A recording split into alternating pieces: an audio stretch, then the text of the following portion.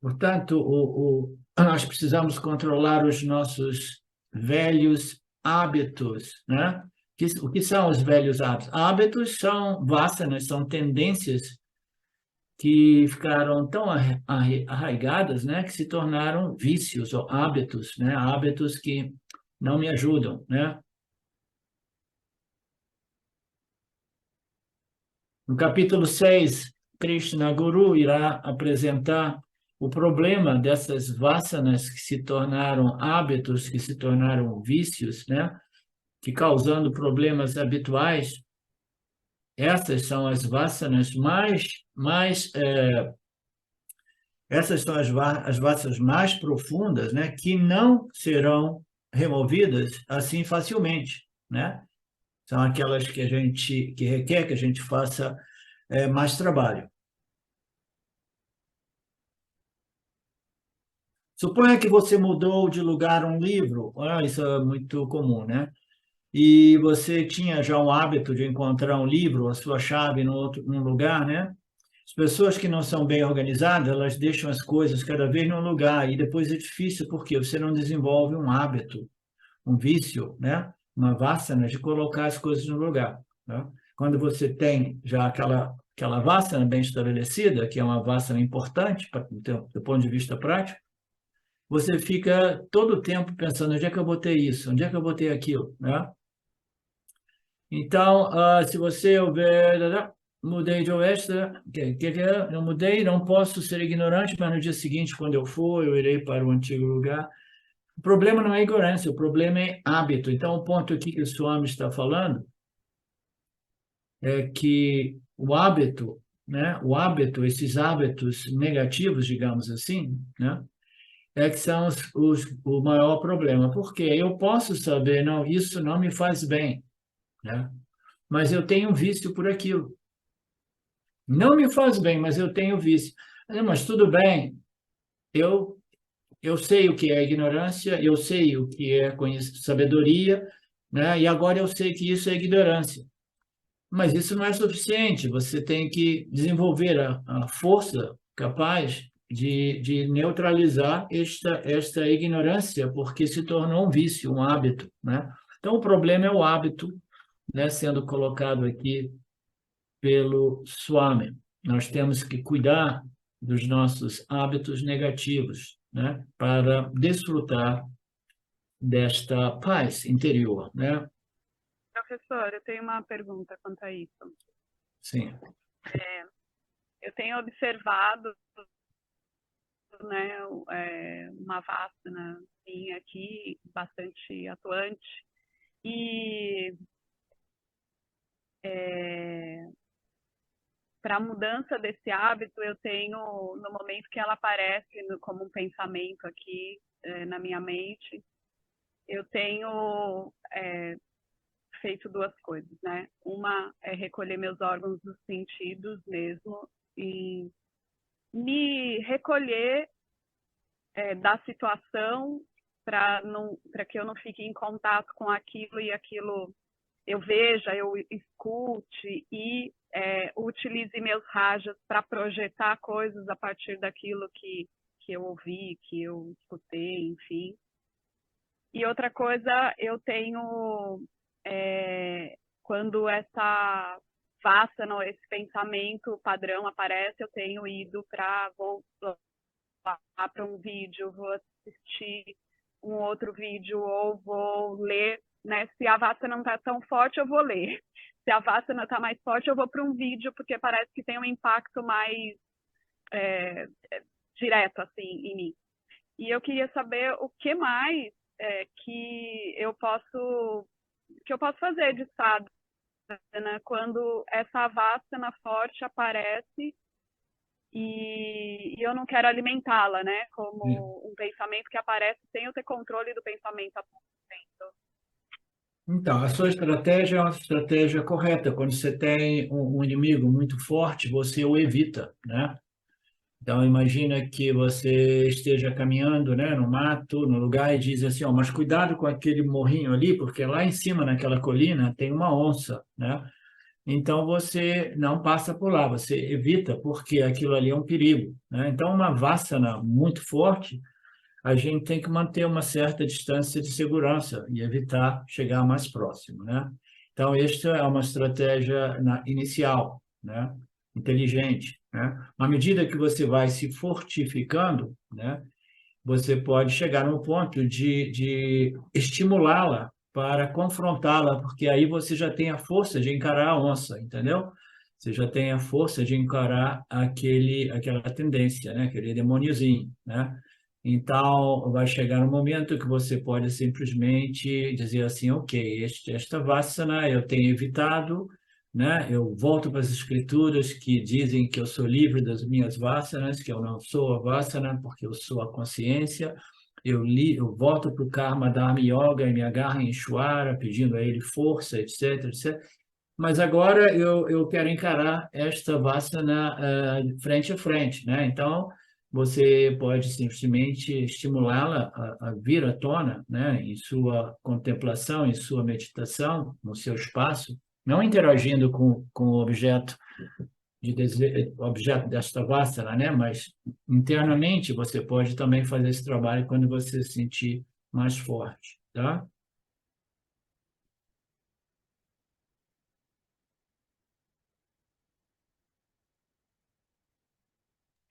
Me vem mais uma coisa agora, assim, né, também, que uma das coisas que tem alimentado mais a minha vassana são as projeções, são rajas mesmo, né? Então, quando eu encaro o fato como a verdade, que também é isso de enfrentar a vassana com clareza e não fico imaginando coisas ou não vendo a realidade com clareza, eu alimento essa vassana, né? Então, esse enfrentamento também tem a ver com olhar para o fato objetivamente, né? Isso que eu estou entendendo que você sugeriu agora. Sim, olhar para o... Porque você pode fazer todo esse trabalho interagindo com o problema ou pode fazer o trabalho simplesmente interagindo com o problema a nível interno, entendeu? Interno e externo. Então, se você tem uma situação dessa que perturba sua mente de novo, você pode internamente, sozinho, longe do problema, longe do objeto da vassana, né? Você pode né, trazer à tona, né, este problema, entendeu? E ali com você com você mesmo, você vai ver o que é projeção, o que é realidade, sem ter que falar com alguém ou alguma coisa. Você vai vendo. Aí você pode ir no extremo, dizer, digamos que a minha projeção, o meu medo, né, seja fundado, né? Então, qual é a pior das hipóteses, né? Aí você vai fino em fundo fazendo essa análise, entendeu? E agora, suponhamos que tudo isso seja a projeção minha por causa do meu apego, da minha dependência, do meu desejo, entendeu? Então, você vai analisando tudo isso, mas com você mesmo, tá? Você com você mesmo, né? Quando você está interagindo, é mais fácil a gente ser preso, pego, né? Assim, despreparado, e quando você vê, né, as projeções e as emoções já vão comprometer o seu intelecto, no que tange essa análise. Mas se você se recolhe puramente para fazer essa análise, aí você começa a convocar essas sombras, né, essas coisas, e você, com o seu intelecto preparado para fazer aquela análise, né, e você vai ter um intelecto melhor, né, sem estar interagindo com a outra parte, né, pá, e as emoções vêm, e aí o compromisso, o intelecto, né, ele é comprometido, né, ele fica mais fraco. Você entende, Betânia? Faz sentido? Completamente, Ok. professor. E assim, como motivação lidar com isso, é realmente a minha mente taxatívica para que eu continue os estudos. Eu não tenho outra motivação, né, para eu eliminar essa vassana. Hoje, para mim, essa Vassana, ela precisa ser eliminada, dissolvida, vamos dizer assim, para que eu possa ter tranquilidade a todo momento que eu quiser sentar e pegar as escrituras e fazer a contemplação daquilo que eu sou. Porque o que eu tenho percebido é que essa Vassana, o que me prejudica na minha real intenção hoje, é que esse Rajas não me possibilita contemplar daí os ensinamentos. Então, é por isso que eu quero atuar nessa Vassana, não tem mais outro motivo a não ser esse, sabe? Então, eu também, de um outro ponto, olho para isso dessa maneira. Então, no final das contas, a conclusão de tudo isso, né, isso são circunstâncias de vida que precisam vir à tona, são inevitáveis. A gente só pode transcender ou superar tudo isso, né, passando por isso, né? E quando a gente está passando por essas coisas, a gente experimenta muito rajas e tamas, a mente fica perturbada. O problema é que quando a gente quer encarar essas coisas lá no campo, a mente ela desenvolve perturbações que torna a nossa análise da situação mais difícil, porque a gente perde clareza, né? A gente perde sátiva, né? Então, a gente tem que encontrar um modo, né, de nos distanciarmos da situação e desenvolver sátiva, um intelecto mais satívico, e aí, em retrospectiva, reanalisar situações que aconteceram ou situações hipotéticas que você vai desenvolvendo para fazer isso. Porque no momento que você está lá, você perde clareza, você perde sátiva. E aí, quando você vê, você vai se afastando das escrituras, do professor, e vai ficando mais perdida, né, nessas emoções mais perturbantes, nessas condições mentais menos claras, né?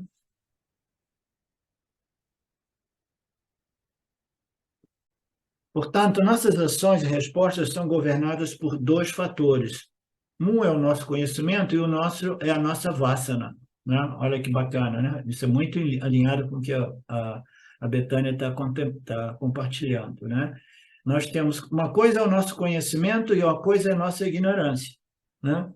Eu tenho um conhecimento maravilhoso, mas eu tenho uma ignorância potentíssima também, né? Então, como é que esses dois vão conviver, né? A minha compreensão, o meu conhecimento e a pressão dessa ignorância cósmica, né? Então, uma coisa é o meu conhecimento, outra coisa são as minhas vasanas que estão sempre combatendo o meu conhecimento.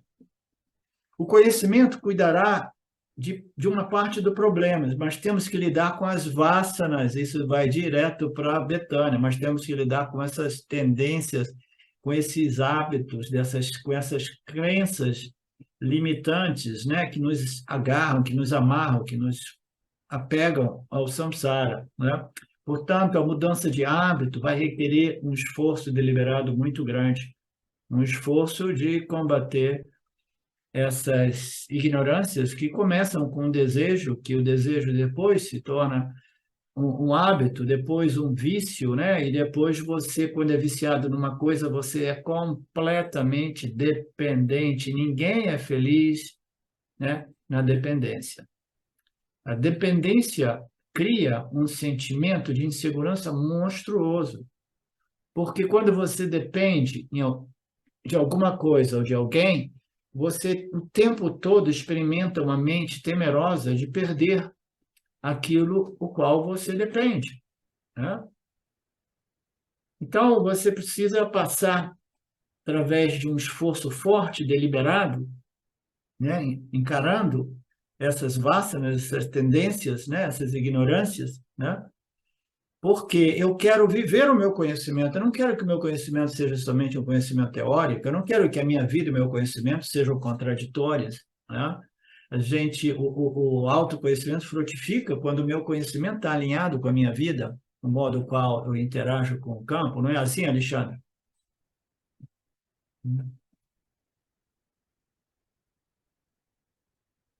Existem hábitos que são muito arraigados e eles causam perturbações emocionais, né? Dependências, inseguranças, sentimentos de superioridade, inferioridade. A minha autoimagem está lá embaixo, né? Aí eu vivo, né? Eu vivo com inveja, ciúme, raiva, todas aquelas condições que são a definição da doença do samsara. são todos entrincheirados na minha mente. Eu tenho que lidar com um de cada vez, cada problema eu tenho que neutralizar. Portanto, dependendo da minha sinceridade, do tempo que eu dedico para este trabalho, quality time, tempo de qualidade, bom tempo, dependendo da sinceridade, da dedicação, do tempo que eu devoto para isso, né? O benefício levará um tempo proporcional e o benefício será proporcional à purificação que eu obtenho através de todo este esforço deliberado, tá? O resultado é sempre proporcional ao nosso investimento, né?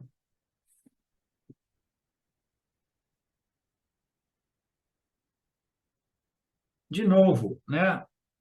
Tudo isso é parte da vida, da experiência humana. Nós devemos passar por determinadas experiências para que essas ignorâncias mais profundas, enrustidas, arraigadas, venham à tona, para que a gente possa superar, transcender, se libertar delas, né? Então, não existe nada de errado, né, em nenhuma dessas situações, como esta que a Betânia está compartilhando, né? A gente precisa permanecer grato, né, quando nossas vasanas mais profundas, essas ignorâncias mais profundas, mais perturbadoras, vêm à superfície.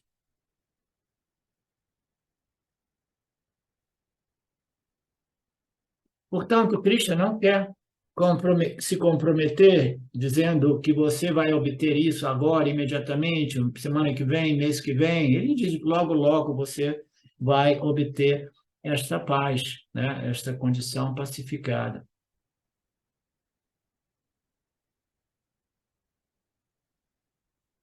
Os hábitos, a mente, nosso comportamento, nossos hábitos, nossas respostas, elas mudam sim, né?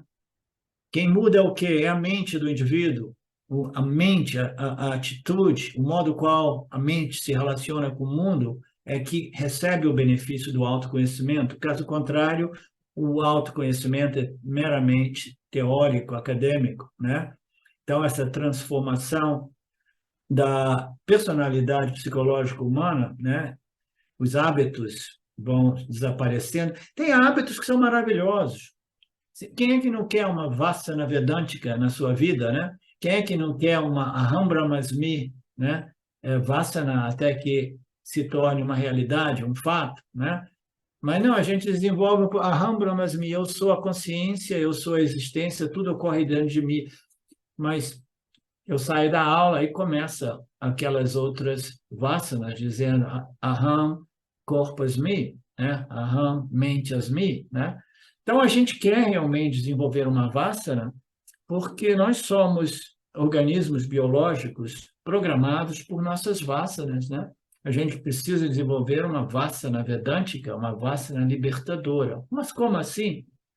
Então, eu vou permanecer um programa? Não, você vai obter uma vassana, um programa que vai conduzir a você à descoberta daquilo que você realmente é. A Rambra Masmi deixa de ser uma vassana, uma sugestão, para se tornar uma realidade. Como eu sei que é a realidade? Porque é alinhada. Quando você assimila a Rambra Masmi, você vê que esta noção é alinhadíssima com a minha real natureza. E eu me dou conta imediatamente que esta é a noção correta, esta é a noção em harmonia com a minha real natureza, como consciência, né?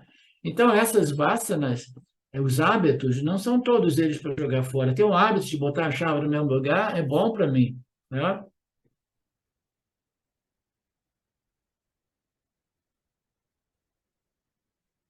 Portanto, nós precisamos controlar essas vasanas, esses hábitos negativos, essas tendências, né? Elas precisam ser purificadas e novos hábitos precisam ser desenvolvidos. Não somente para o meu próprio benefício, mas para o benefício dos meus familiares, dos meus amigos. Caso contrário, as pessoas vão perguntar a você: pô, você está estudando Vedanta já há tanto tempo, o Gita, você não muda, hein, cara? Você nunca mudou. Não, é porque eu estou abordando o ensinamento de modo acadêmico. né? Estou mantendo, como é que se diz em português? Né? Compartimentado. Uma coisa é meu conhecimento, outra coisa é minha vida. Não misturem as coisas. Né? Não. Né? Portanto, não apenas você, mas os seus familiares e amigos, né? Junto com o professor. Portanto, Krishna, Lord Krishna, Krishna Guru diz, não fique preocupado quando, será breve, logo em breve, dependendo do quanto dedicado, de quanto o esforço, né? A proporção dos nossos esforços deliberados. Olá, queria trazer aqui para vocês o quanto eu tenho me beneficiado dos ensinamentos do Vedanta. Esses ensinamentos do Vedanta, eles mudaram a minha vida, o meu estilo de vida, né?